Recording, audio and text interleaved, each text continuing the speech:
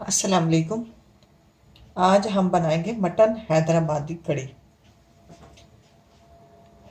1 kilo मेरे पास mutton है।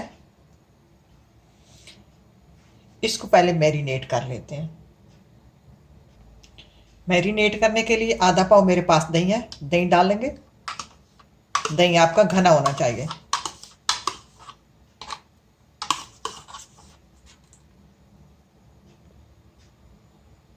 ये मेरे पास 4 हरी मिर्ची हैं, इनको मैंने चाप कर लिया, ये डालेंगे।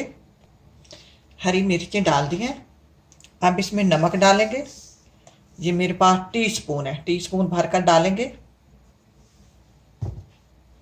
और लहसुन अदरक का पेस्ट,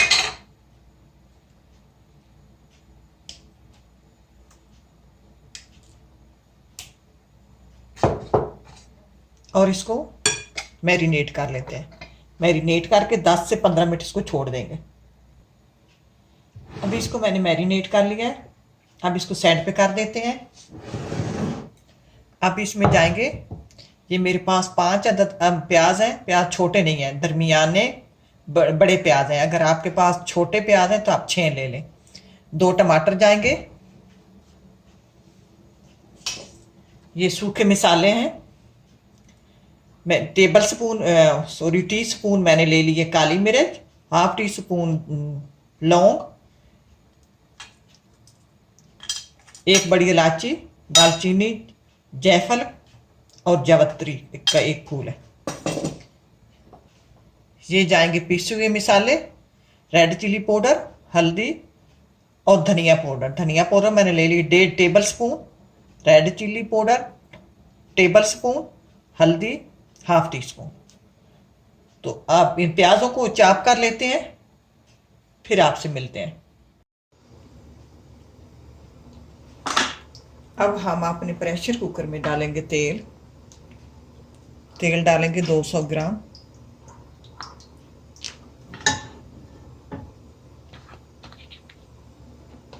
जब तेल गर्म हो जाए तो हम अपने खड़े गरम मसाले डालेंगे और इनको 1 मिनट के लिए फ्राई करेंगे। साबित गरम मसालों को जलाना नहीं है, इनको सोते करना है। अब प्याज डाल देंगे और प्याजों को फ्राई करते हैं। हाँ सॉरी, प्याजों को मैं आपको बताना भूल गई, प्याजों को लंबाई में नहीं काटना, प्याजों को चाप करना है जी, छोटे छोटे टुकड़ों में चाप कर लेंगे।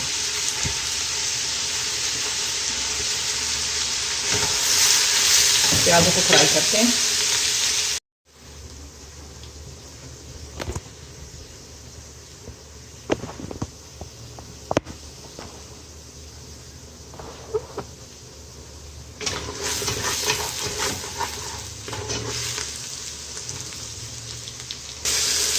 प्याज हमारे हल्के ब्राउन हो गए हैं।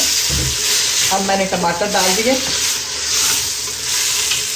टमाटर डालकर अब इसमें हाफ टी स्पून से कम मैं नमक डालूंगी। टमाटर गल जाएंगे। उधर मैंने टी स्पून डाला था और हाफ टी स्पून से आधा टी स्पून मैंने इधर डाल दिया नमक। अब टमाटरों को 3-4 मिनट फ्राई करना है कि टमाटर जो है इसमें गल जाए।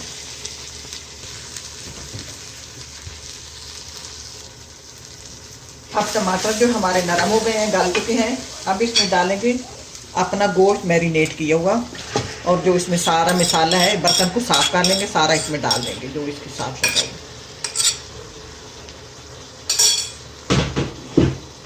और इसमें दही लगा हुआ है। दही वाला जब डाले ना गोश्त वगैरह, उसको चूल्हे स्लो कर दिया करें। मैंने चूल्हे को स्लो कर दिया है, स्लो आंच पे। दही का पानी थोड़ा खुश करेंगे, 2 मिनट बाद फिर चूल्हा तेज करेंगे। अब इसमें मैं ये 2 चम्मच मेरे पास सब्ज़ धनिया है, वो डालकर इसको मैंने 7 से 8 मिनट मैंने गोश्त को फ्राई करना है। अभी मसाले जो हैं पीसे हुए इसमें नहीं डाले। ये सारा इसका जो दारोमदार होता है ये फ्राई पे होता है, इसलिए वो ज़्यादा बनती है। हैदराबादी जो है ये गोश्त जो बनता है ये फ्राई ज़्यादा वो करते हैं। हम भी ज़्यादा फ्राई करें, कम अज़ कम 7-8 मिनट मैं गोश्त कर लेती हूँ।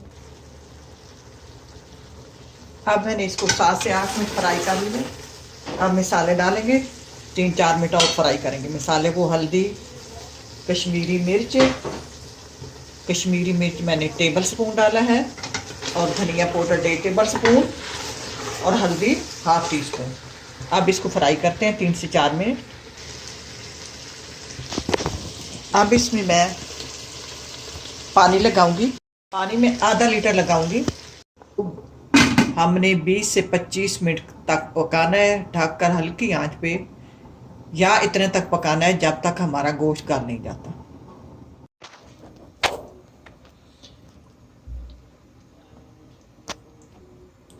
अब ये हैदराबादी मटन कड़ी तैयार हो गई है। अब चाहो तो इस मौके पे गरम मसाला डालना चाहो तो डाल सकती हैं। मैं नहीं डालूंगी कि हमें ज़्यादा मसाले वाला अच्छा नहीं लगता। अब ये तैयार है, बहुत लजीज और मज़े की बनती है। आप इसको ट्राई करना, उम्मीद है कि आपको पसंद आएगी। इसी के साथ इजाज़त चाहूँगी। अल्लाह।